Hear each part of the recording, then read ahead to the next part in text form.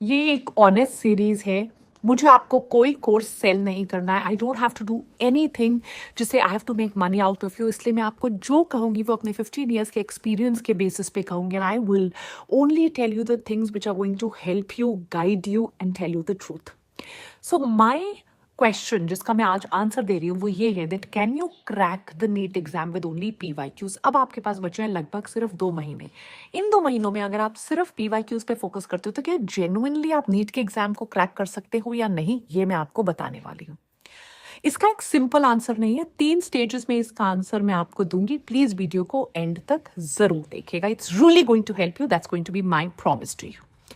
Number 1, अगर आप वाकई में बिल्कुल जीरो लेवल पर हो, आपको कुछ नहीं आता है स्टेज पर, तो डेफिनेटली ये आपको हेल्प नहीं करेगा। It's not going to help you. आपके कॉन्सेप्ट स्ट्रांग होने चाहिए, आपको थ्योरी पढ़ी हुई होनी चाहिए। सिर्फ PYQ से कुछ नहीं होगा।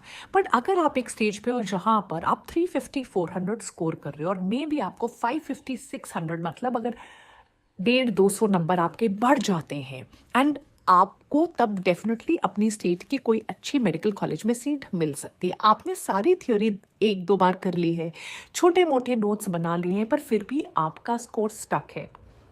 हो सकता है कुछ चैप्टर्स आपके वीक हो, कुछ सब्जेक्ट्स आपके वीक हो, तब आप एक previous year question based strategy को अपना सकते हो, which I am going to tell you in 3rd step, that is now. इस previous year question based strategy में आपको क्या करना है मैं आपको बताने वाली हूं। So pin drop silence everyone and I am going to tell you exactly, मतलब ध्यान से वीडियो को सुनिए। सबसे पहले आप सब्जेक्ट वाइज पिछले 10 साल के प्रीवियस ईयर क्वेश्चंस उठाइए। These subject wise previous year questions have to be chapter wise arranged, मतलब फिजिक्स के 10 years के previous year questions, केमिस्ट्री के 10 years, chapter wise solved previous year questions होने चाहिए। जब आपने एक क्वेश्चन को सॉल्व कर लिया, आपको इसके एक्सप्लेनेशन को पढ़ना है।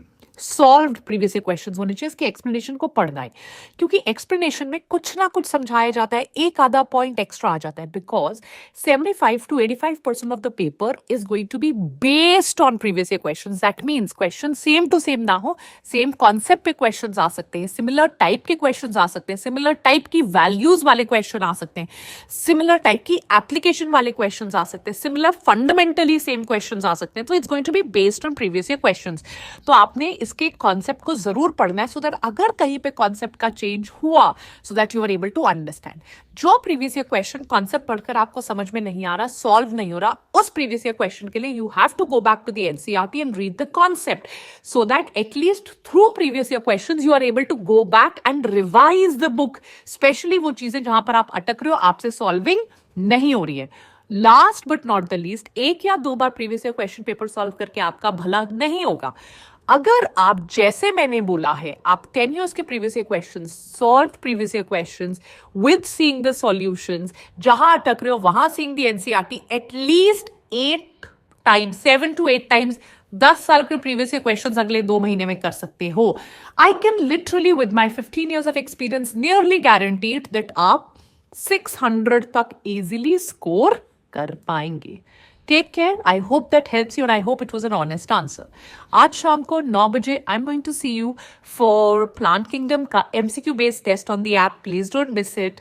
एंड शाम के 7 बजे अगर आप 500 स्कोर कर रहे हो, how to jump to 700 in the next 2 months, I'm going to take a lecture on that. Take care. Bye.